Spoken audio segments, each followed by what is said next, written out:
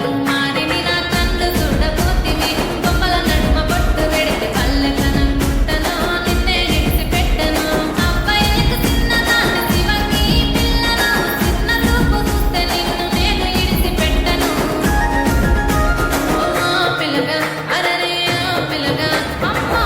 పిల్లగా ఎక్కటేసి చూడకపోతుంటవో కానకపోతుంటవో నా పిల్లగా ఎక్కటేసి చూడకపోతుంటవో కానకపోతుంటవో